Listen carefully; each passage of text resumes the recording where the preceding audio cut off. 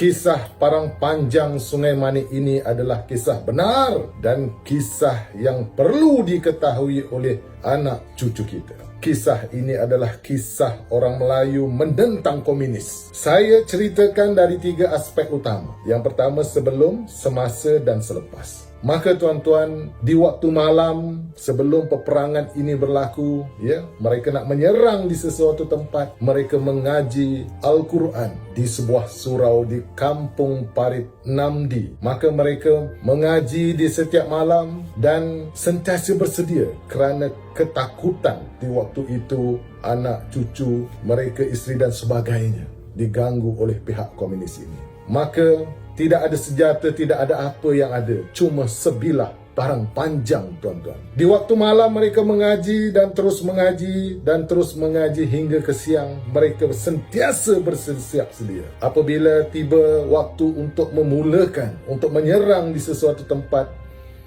pahlawan-pahlawan Sungai Manik ini, mereka mandi dengan sebuah tempayan yang diletakkan di dalam surau. Dan menurut ceritanya, air tempayan itu diletakkan satu bahan yang dinamakan pijar. Apabila kita mandi dengan pijar itu, tuan-tuan, badan, menurut ceritanya, badan menjadi kuat, badan menjadi segar, bugar dan sebagainya. Di waktu-waktu biasanya mereka akan bekerja di mana suatu tempat yang mereka pergi itu, kadang-kadang dalam perjalanan untuk ke tempat yang mereka hendak pergi kerja itu, mengambil upah potong kayu dan sebagainya. Maka apa yang berlaku? Mereka dihalang oleh sekumpulan komunis yang menurut ceritanya hampir 7-8 orang. Apa yang berlaku di situ? Kepelikan dan kebesaran Allah Subhanahu wa taala berlaku. 7-8 orang komunis ini menggunakan senjata, senapang. Apa yang ada pada pahlawan Sungai Manik ialah hanya parang panjang. Apabila dikeluarkan sahaja parang panjang itu, tuan-tuan, apa yang berlaku? Hanya parang panjang yang bergerak, orangnya tidak nampak. Dan komunis-komunis ini menembak ke atas, tuan-tuan, menembak ke atas. Maka arwahnya Alung Hasan ini telah menggunakan parang panjang itu untuk merobek, menetak komunis-komunis ini, tuan-tuan. Maka diceritakan habis badan Alung Hasan ini berlumuran dengan darah. Maka ia menjadi pekat bila dibiarkan. Apabila pulang ke rumah, diceritakan dia mandi dengan air pijar. Maka disitulah kehebatan satu perkara yang dinamakan pijar. Maka ketika itu diceritakan juga oleh orang-orang lama ini, tuan-tuan, mereka juga memiliki kulit kerbau landau. Mereka juga, pahlawan-pahlawan ini memiliki kulit kijang putih, pijar dan ayat-ayat Al-Quran yang mereka amalkan, tuan-tuan. Maka pada hari ini, tuan-tuan,